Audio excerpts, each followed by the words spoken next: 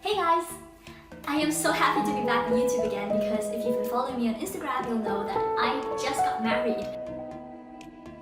I can't wait to share all the pictures and videos from my wedding with you guys, so please be sure to subscribe to both of my channels so you don't miss out when I upload them. In the meantime, I'll be making DIY tutorials as usual, so I hope you'll enjoy and let's get started. So this DIY is based on those viral color-changing cushions that you've definitely seen before on YouTube and Instagram. This phone case is absolutely gorgeous and so satisfying to play with.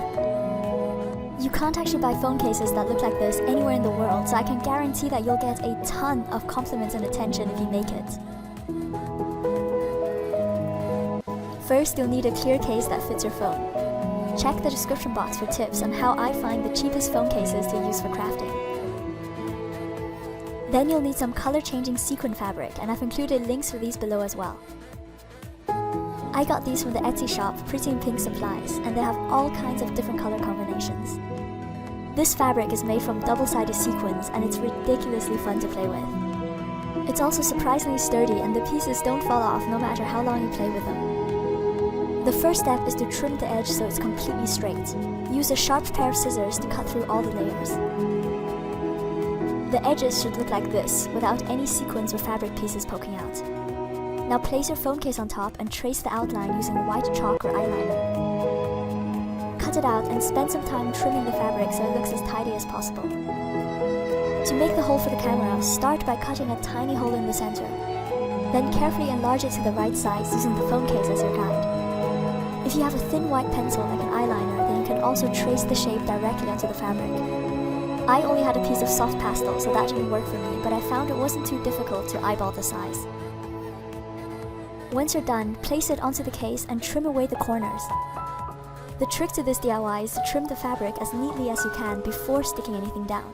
Since the sequins overlap each other in so many layers, it's almost impossible to correct mistakes once the fabric has been glued into place. So make sure you double check and trim everything at this stage. When you're happy with how it looks, you can start hot gluing it to the case. It's best to work from the top and begin by gluing it around the camera opening. Work in small sections and press it down firmly each time. Apply a line of glue to the upper edge and tilt the phone case down like this so you can seal the fabric without the risk of burning your fingers. Now simply work your way down the phone case, doing small sections at a time. If you don't have any hot glue, then you can also use white PVA glue, but you have to let that dry completely before trying to flip the sequins. For the final step, check if there are any gaps around the sides and carefully fill those up with a bit of glue.